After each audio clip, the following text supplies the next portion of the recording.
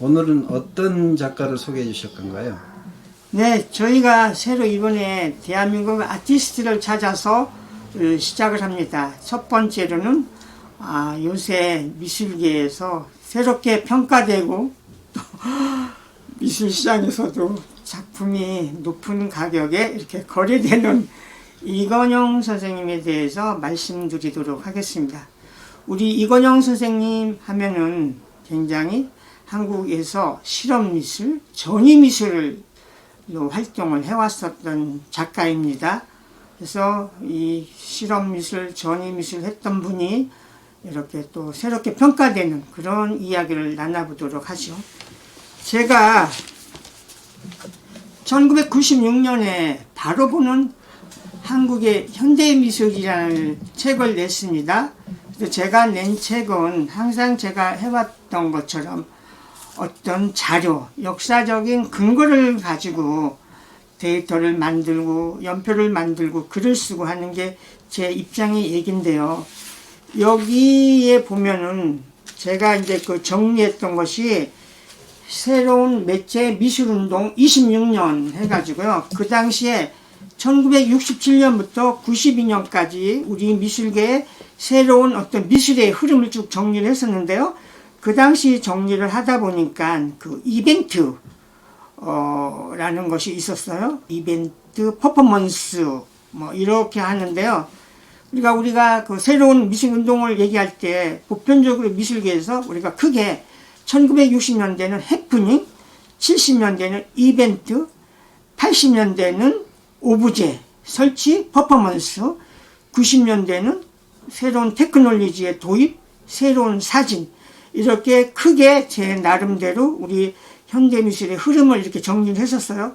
그때 이렇게 정리를 하다 보니까 그 이벤트는 어떤 그 논리적인 전개에 의해서 이렇게 이루어지는 거고요.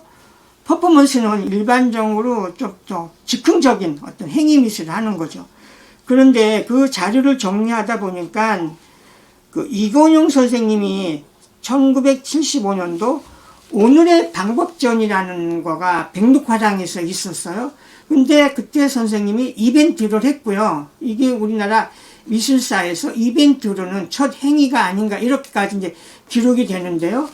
거기에 이 선생님이 어떤 이런 종이라든지 이런 거를 가위로 계획적으로 잘라서 보여줬던 이런 이벤트를 했었던 거예요. 그래서 여기에서부터 이제 선생님의 그 이벤트, 나중에 퍼포먼스가 이제 확장이 된 거죠. 그래서 쭉 우리가 선생님이 많이 알려진 달팽이 걸음이라고 해가지고 전시당 바닥에서 이렇게 분필로 가지고 쭉쭉 걸어가면서 했었던 이런 행위미술 퍼포먼스, 이런 것이 대표적인 선생님의 그런 행위미술이었었습니다. 사실은 또 그거 이전에 선생님이 그 ST라는 그 단체를 구성을 해서 거기에서 이제 리더로 활동을 했었습니다. 그래서 우리나라 전위미술을 얘기를 할 때는 우리가 지금 아방가르드, AG가 약칭이죠. 그래서 한국 아방가르드 협회가 있었는데요. 그 아방가르드 협회는 이건용 선생님보다 조금 윗세대들이 했었던 단체가 AG, 한국 아방가르드 협회예요. 그래서 아방가르드 협회가 우리 현대미술에서는 빼놓을 수 없는 그런 미술 단체였었죠. 그 밑에가 이제 지금 말씀드린 대로 이건영 선생님이 주동이 돼서 모였던 거가 ST. 이거는 스페이스 타임의 약자가 ST입니다. 그래서 그 ST 지너시를 리더를 했었고요. 그러면서 이제 우리나라의 어떤 실험미술의 주역으로서 이분이 활동을 했었어요. 근데 우리가 이제 이런 분들에 대한 평가, 이런 것들을 제대로 못하고 있었었죠. 나중에 이제 국립현대미술관에서도 선생님 전시가 이루어졌고요. 또 어떤 결정적인 계기는 또 일반적으로 마찬가지지만 이런 메이저 화랑에서 그 작가를 이렇게 전시를 초대하고 또 이 작가를 프로모션하고 그러면서 작가의 위상이 달라지는 거죠. 그래서 갤러리 현대에서 인연이 돼서 이건용 선생님이 그 몇 년 전에 갤러리 현대에서 이제 전시가 이루어졌었어요. 그러면서 그 이후에 이제 해외에서도 더 관심을 갖게 되고, 그러면서 이제 이건영 선생님이 몇 년 사이에 위상이 굉장히 달라졌죠. 그래서 이건영 선생님에 대한 자료는 이건영 이벤트, 뮤지컬, 로지컬 이런 이제 것들이 있고요. 선생님은 그 신체성 이거를 굉장히 강조하셨던 분입니다.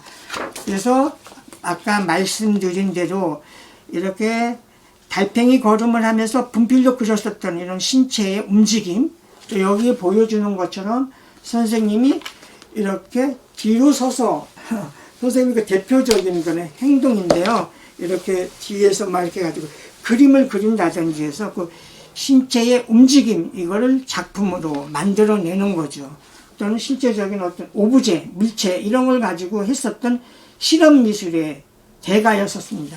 그러면서 이제 그분에 대한 것들이 많이 이제 달라지면서 또 그분의 이런 평면 작품 이런 것들이 이제 미술 시장에 진입이 돼서 굉장히 이제 높은 가격에 판매가 되는 거죠. 그래서 이 바디스케이프라든지 이런 그림들 이런 것이 최근에는 K-옥션 이런 옥션에서 많이 나오면서 선생님의 그 그림값 이런 것도 굉장히 많이 높아졌죠. 그래서 사람들이 고생을 하더니 이렇게 또 평가를 받는다. 그래서 선생님의 그 전시가 국립현대미술관, 갤러리 현대, 부산 시립미술관, 리안갤러리, 그리고 최근에는 우리 아트페어 나가면 아주 여러 화랑에서 선생님의 작품을 들고 나오는 거죠. 그래서 그것이 꼭 미술시장에서 비싸게 팔려서 그렇게 얘기하는 건 아니고요. 그 선생님에 대한 이런 것들이 새롭게 평가되니까 이게 지금 2020년 10월 20일 조선일보 기사입니다. 선생님의 파리 비엔날레 갔었던 그 나무 둥치를 잘라가지고 이게 전시장 안에 끌어들였던 거죠. 이런 실험미술, 이런 작품들이 국립현대미술관에 소장이 됐고요. 이런 것들이 미국의 최고의 어떤 구겐하임 미술관, 이런 게 한국의 전위 미술들이 소개가 되는 거죠. 여기에 어떻게 보면 대표적인 작품으로 이렇게 선생님의 작품이 이제 세계적인 미술사에서 평가를 받는 거죠. 그래서 참 작가가 이렇게 노력하고 한 길로 이렇게 쭉 하다 보면 어느 시점에 가서는 평가가 이루어진다. 이런 걸 가지고 또 모든 작가들이 고생을 하면서도 또 이렇게 작품 활동을 하는 거겠죠. 그래서 선생님의 앞으로도 이런 활동, 이런 것들이 더 세계 미술사적인 평가를 받고 또 우리나라의 대표적인 작가로 이렇게 되지 않을까 이런 생각을 합니다. 이것이 선생님의 가장 대표적인 작업의 하나죠.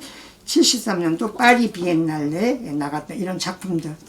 그래서 우리가 또 우리 주위에 있는 미술가들을 또 새롭게 보고 또 새롭게 평가하고 또 저희들이 찾아가서 앞으로 지속적으로 한국 아트 코리아 방송에서 여러분들을 소개하도록 하겠습니다.